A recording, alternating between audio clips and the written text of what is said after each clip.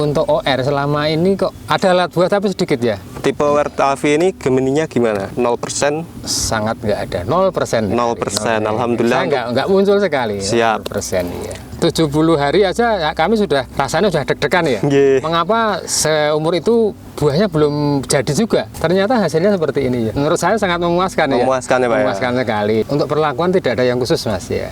Kami perlakukan sama dengan varietas-varietas lain. Itu yang pertama itu dapat 1 kilo 1 on gitu ya, kemudian kedua dapat 5 kilo, kemudian yang ketiga itu sudah naik lagi dapat 10 kilo. Cabai ini udah berbuah, ini kita harus waspada, apalagi musim hujan ya. Jadi menurut saya momok dari petani cabai itu hanya 2 ya, antara Agnosa sama Layu. Bibit itu harus paling utama karena kalau kita pemilihan bibit salah, kita akan rugi besar. Teman-teman petani, sedulur-sedulur tani, marilah kita selalu memakai teknologi-teknologi yang baru ya. Walaupun teknologi lama juga masih bagus, tapi kita harus selalu mengerti ya perkembangan-perkembangan yang akan datang dan yang sudah maju ya. Biar kita tidak menjadi petani yang istilahnya biasa-biasa saja. Ya. Kita memberi ilmu kepada orang lain itu kan menjadikan suatu ibadah. Gitu ya. Kalau dia bisa memakai dan berhasil, kita lah dapat ganjaran gitu.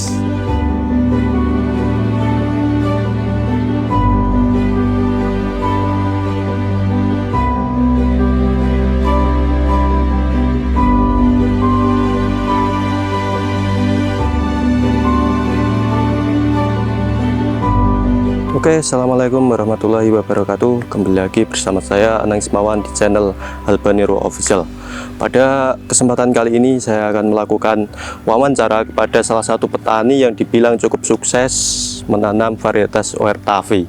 Tepatnya di daerah Cedakan, Desa Pandowoharjo, Kabupaten Sleman. Oke, sebelum masuk ke sesi wawancara, lebih baiknya kita perkenalkan dulu petaninya. Dengan nama siapa, Pak? Saya Pak Haryanto. Ya, ya.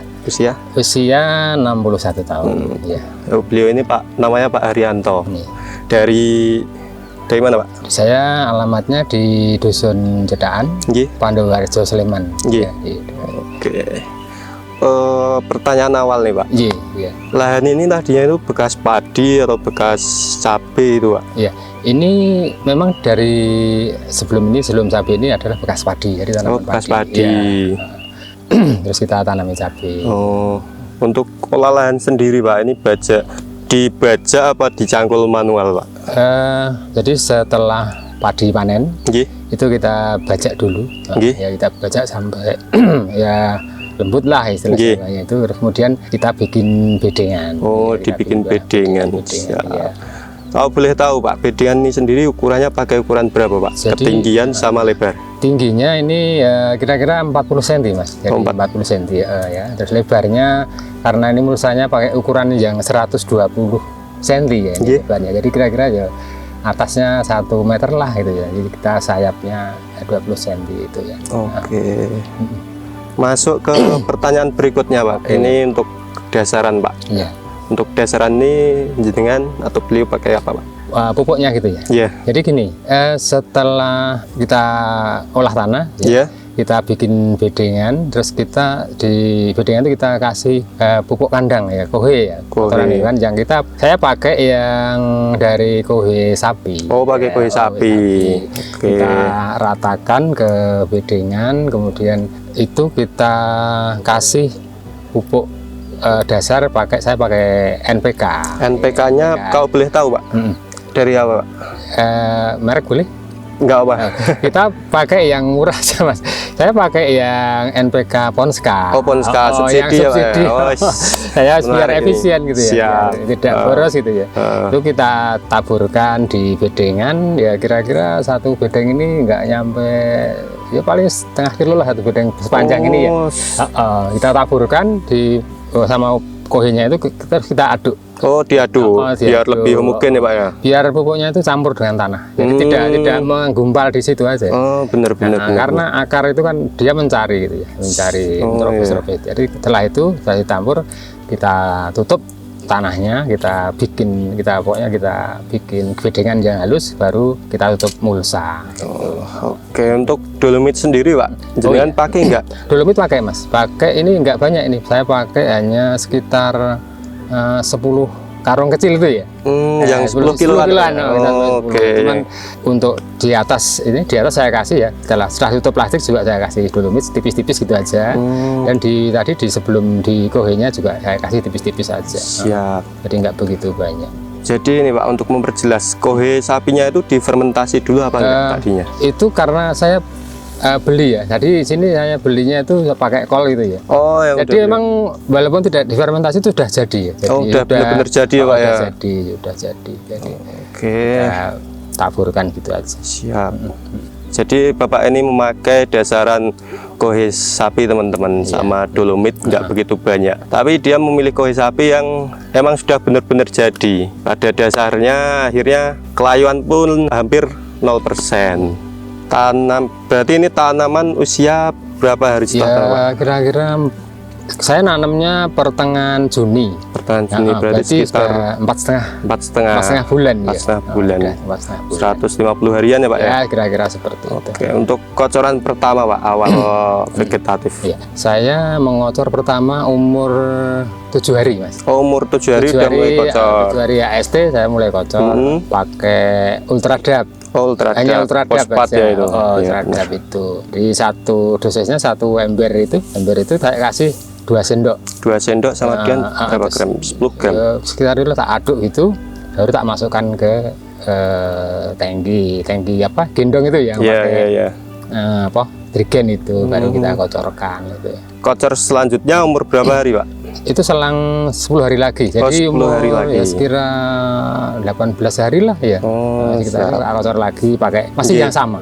Oh, masih yang sama dengan formulasi yang sama teman-teman. Sampai kocoran yang ketiga masih sama. Terus masuk ke generatif Pak. Ya.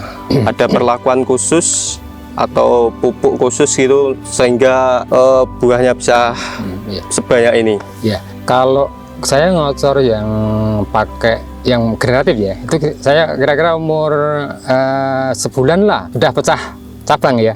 Sebulan 35 hari sudah mulai pecah pang ya istilahnya. Terus sudah mulai pakai NPK yang saya pakai yang 16-16. Saya kocorkan setiap satu ember itu tadi tak kasih 2 sendok. Kemudian Ultradapnya 1 sendok. Kita larutkan, baru kita kocorkan. Jadi ini saya pakai 16-16 hanya 1 kali Mas. 1 kali aja. Pas itu pecah pang itu aja. Jadi setelah itu udah sudah nggak ngocor lagi. Karena memang di dalamnya itu saya anggap sudah kuat itu ya, di dalam tanah sudah kuat. Nutrisinya udah tercukupi ya Pak ya. Jadi sudah ada konskanya kan udah kayak benar. Ya, kita menunggu perkembangan selanjutnya. Nanti kalau memang sudah cukup kita nggak usah ngocor lagi gitu. Oke. Untuk pertanyaan berikutnya Pak. Siap. Untuk tahap penyepraian atau penyemprotan di fase vegetatif sama generatif Pak. Untuk vegetatif sendiri Pak. Untuk vegetatif memang setelah umur ya kira 8 hari lah sudah kita mulai spray ya. Spray itu kita memakai untuk pupuk ya, pupuk daun itu pakai Gandasil D. Gandasil D kita campur dengan untuk mengantisipasi trip ya. Itu yang keriting itu, mencegah itu, kita harus udah mulai kita mengantisipasi, kita beri sedikit lah. Kita yang mengandung apa bakil ya, yaitu kita kasih itu. Kemudian nanti pokoknya nyemprotnya seminggu. Kalau masih kecil seminggu sekali lah gitu ya, seminggu sekali kita spray dengan yang sama.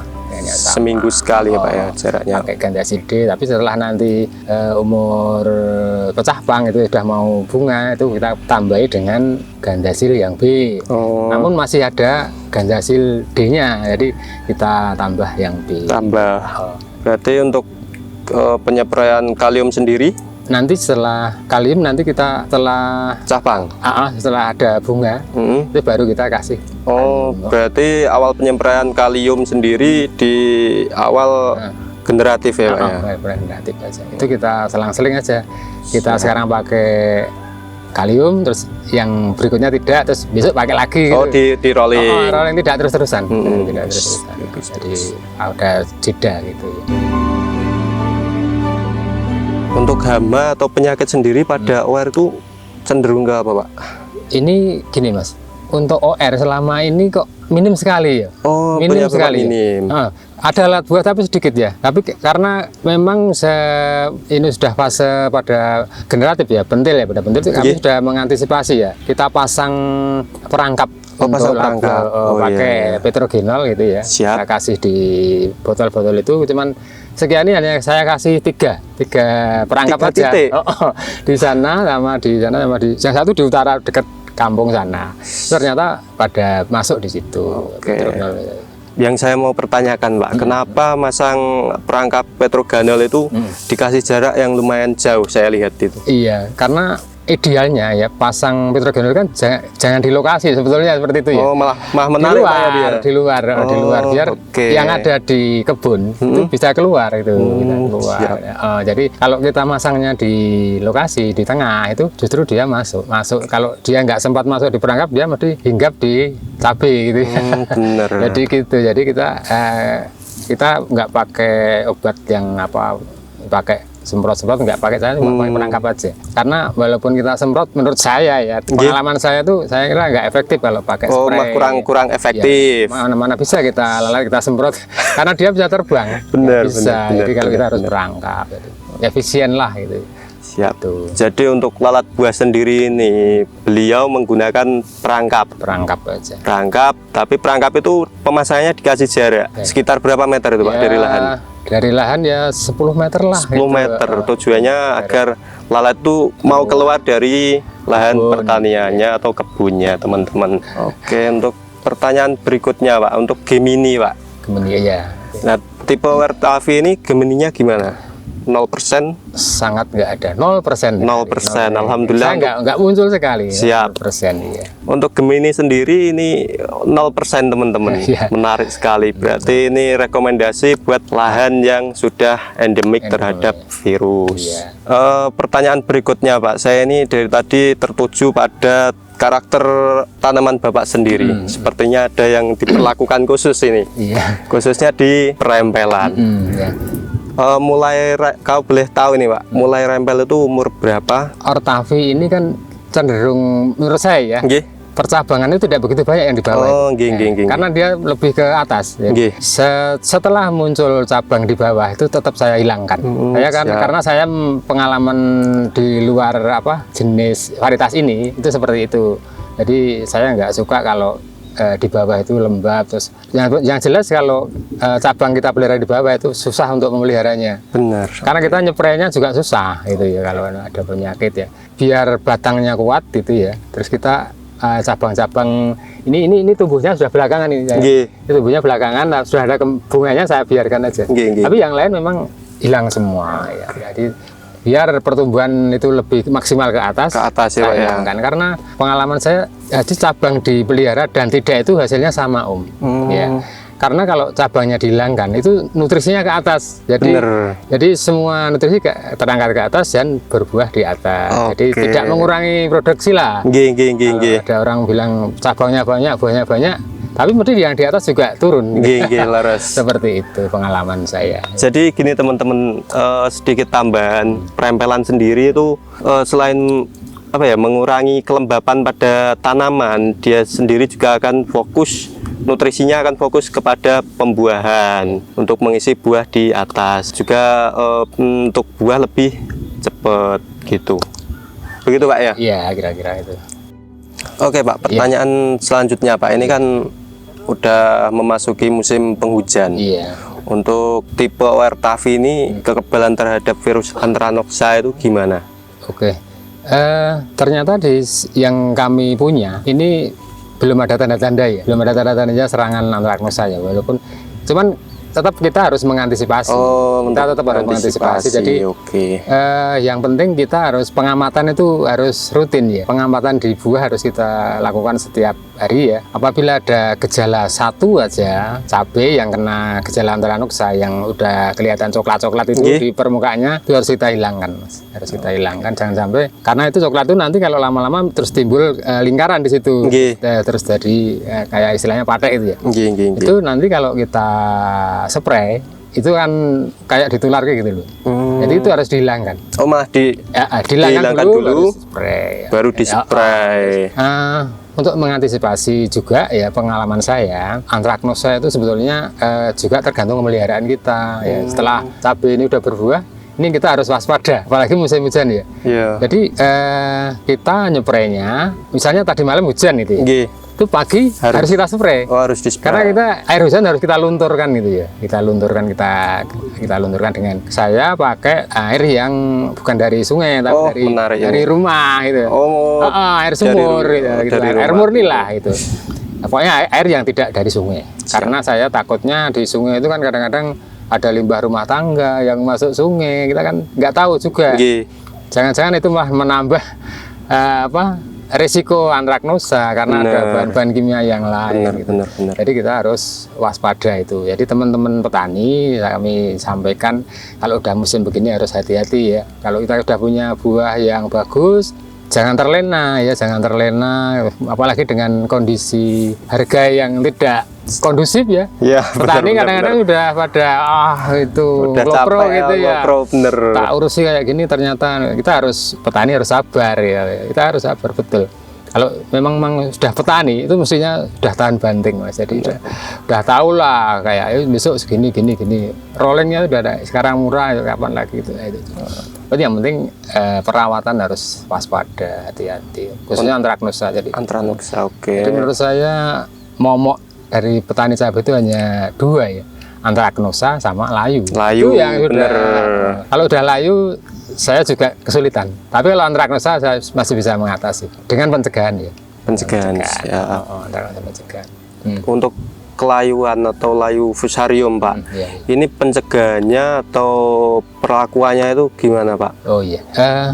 Untuk varietas ini ya, OR Tavi ini hanya satu, Mas, yang layu ya. Itu masih muda, waktu masih sebelum pecah cabang ya. Satu aja. Cuman satu. Satu aja. Oke, menarik. Jadi pengalaman saya ya, untuk mencegah atau mengurangi kelayuan itu kita di batang itu kan sering ada rumput-rumput ya. Ada rumput nih. Ya, benar. Ini ya, Mas ya. Ini rumput ini jangan dicabut, Mas. Kenapa, Pak? Kenapa, Pak, ini? Ini kalau dicabut, apalagi yang udah gede rumputnya ya, ini akarnya cabai itu akan terluka karena nggak mungkin orang nyabut pelan-pelan ya, berarti seret gitu ya. Jadi ini kalau bisa dipotong ya, pakai gunting, dipotong aja. Potong kayak gunting, biar tumbuh lagi nggak apa-apa. Tapi kan akarnya nggak rusak. Kalau akarnya serabut dan akar yang lainnya itu rusak, nanti bakteri dan jamur mudah mengenai luka itu. Jadi bisa memicu lah istilahnya, bukan satu-satunya ya, bisa memicu kelayuan. Jadi tanamannya akan busuk akarnya, kemudian akan layu. Jadi diusahakan jangan pernah mencabut rumput yang ada di sekitar batang. Jadi itu hati-hati ya, karena tumbuh nggak apa-apa kok ya, tumbuh rumput itu nggak apa-apa, tapi hanya bisa terkendali lah seperti itu, jangan sampai kita potong aja. Benar. Jadi beliau ini emang sangat telaten ya teman-teman di perawatan cabai ini sendiri. Kenapa saya bilang telaten? Karena rumput di lubang tanam sendiri dia nggak mau mencabutnya, malah mending dipotong. Dengan alasan jika dicabut itu akan melukai akar dari tanaman cabai itu sendiri, yang kemungkinan lain hari akan terkena jamur patogen yang menyebabkan layu. OR sendiri ini petikannya udah keberapa, tonase berapa, boleh dijelaskan? Oke, ini seluas, ya pokoknya ini kira-kira ya 800 sampai 1000 meter ya ini. Ini saya sudah petik yang ketiga, petik keempat nanti sore ya. Itu yang pertama itu dapat 1 kilo 1 on gitu ya, kemudian dapat kedua dapat 5 kilo, kemudian yang ketiga itu sudah naik lagi dapat 10 kilo. Dari tanaman ya satu pack. Satu pack. Sekitar 2000-an ya Pak ya? Iya sekitar itulah. Sekitar itu. Sama dengan sana itu. Nanti sore kita petik lagi. Ini udah pada merah gitu ya. Tapi belum begitu banyak karena dia berbuahnya tidak serentak ya. Karena cuaca panas sekali, jadi pertumbuhannya mungkin tidak sama. Tapi ini sudah nututi ya, sudah pada tinggi semua. Kesan-kesannya Pak, ini kesan-kesan menanam OR Tavi sendiri boleh disampaikan Pak? Oke, iya. Memang awalnya kita kan sering nanam varietas lain ya, yang memang dari kena virus Gemini ya. Terus kami mencari dari informasi teman-teman di grup itu ada varietas yang tahan Gemini, tahan bule lah istilahnya. Ada OR Tavi itu kami berusaha mencari, tapi memang saat itu masih begitu langka ya, masih jarang sekali. Setiap kios pun jarang ada, jadi cuma ada satu kios, hanya ada 2, tak beli 1, yang beli 2 saya nggak boleh karena temennya nanti. Terus kita coba itu, kemudian saya sampai ke titipkan ke pembuat bibit itu ya, penyemaian nggak saya semai sendiri. Itu setiap hari, setiap minggu saya kontrol, jadi biar nggak tercampur dengan yang lain bibit saya, karena di situ kan banyak bibit. Setelah umur 25 hari udah selesai, udah dikirim, terus saya tanam gitu. Jadi memang menurut informasi yang kita tahu kan OR Tavi kan memang buahnya juga bagus, ketahanan Gemini ya. Kami ingin sekali mencoba kayak apa sih.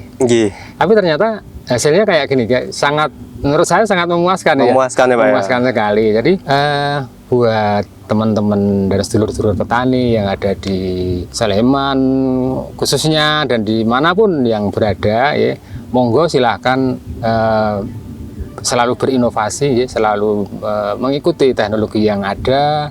Kalau ada, karena kita petani itu utama adalah bibit ya. Bibit itu harus paling utama, karena kalau kita pemilihan bibit salah, kita akan rugi besar. Ya, ya kita harus bibit paling utama. Jadi kita harus pilih. Kalau memang sekarang baru booming yang bule, kita harus cari mana yang tidak, yang pokoknya yang tahan bule lah, biar kita bisa memperoleh produksi yang banyak. Pertanyaan selanjutnya Pak, untuk tanaman OR ini sendiri kan dengar-dengar ini pembuahannya lama. Itu bener enggak?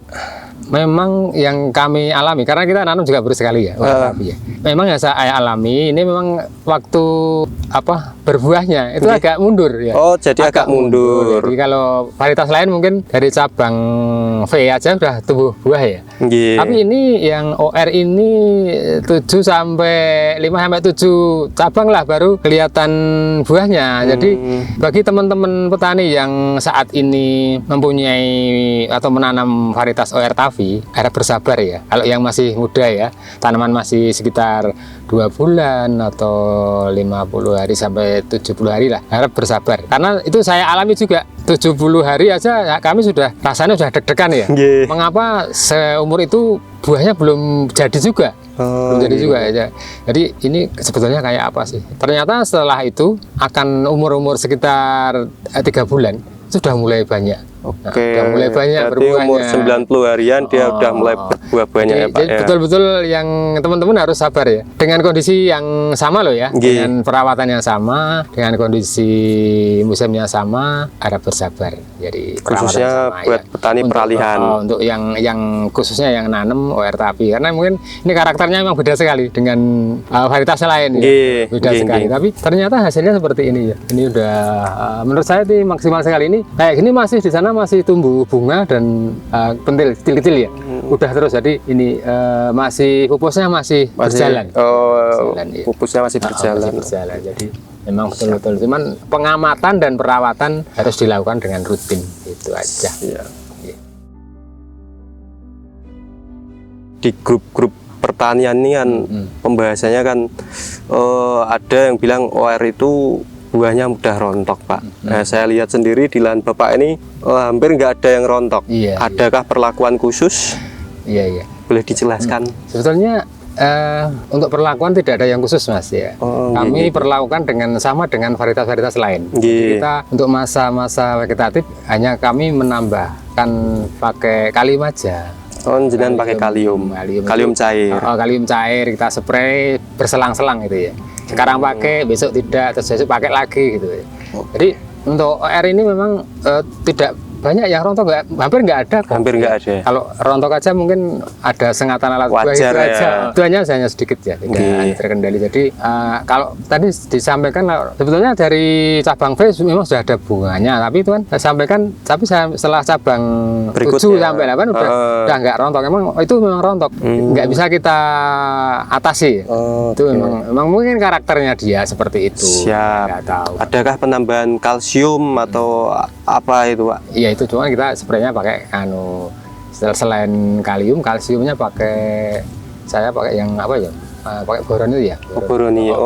Oke. Jadi itu hanya sekali aja itu. Oke. Jadi untuk menangani kerontokan beliau menggunakan kalium cair dan juga menggunakan boron. Iya. Jadi bagi teman-teman petani, dulur-dulur monggo selalu semangat ya, mencari informasi-informasi yang sekiranya bisa menguntungkan kita, karena kita petani adalah yang kita istilahnya Jawa kita jaga coba hasil dari pertanian. Kita salah pilih ya kita akhirnya rugi. Kalau rugi kita tidak semangat gitu ya. Laras. Monggo itu nanti untuk perawatan kita harus selalu tertib ya, disiplin lah. Petani itu harus disiplin, telaten, disiplin, kemudian tahu perkembangan tanaman itu kayak apa setiap harinya. Setiap hari kita harus nengok ke lapangan. Benar. Kita istilahnya kita hubungi mana yang ada kelainan apa sih. Kalau enggak ya udah. Karena kita ke lokasi itu kita bisa menentukan langkah apa yang harus kita lakukan. Jadi, kalau misalnya ada serangan, ini ada ulat misalnya, kita kan tahu, berarti kita harus mengantisipasi jangan sampai merebak sama itu. Oke.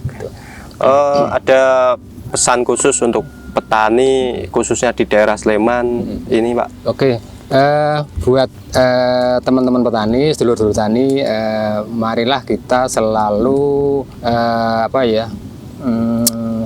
memakai teknologi-teknologi yang baru ya, walaupun teknologi lama juga masih bagus, tapi kita harus selalu mengerti ya perkembangan-perkembangan yang akan datang dan yang sudah maju ya, biar kita tidak menjadi petani yang istilahnya biasa-biasa saja ya. Kita harus lebih jadi petani yang andalan gitu ya.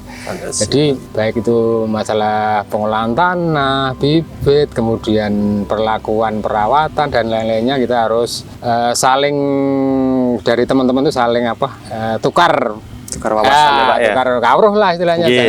Jangan sungkan-sungkan. Yang bisa memberi informasi berilah kepada yang lain, dan yang belum tanyalah kepada yang, karena kita memberi ilmu kepada orang lain itu kan menjadikan suatu ibadah. Kalau dia bisa memakai dan berhasil, kita lah dapat ganjaran begitu.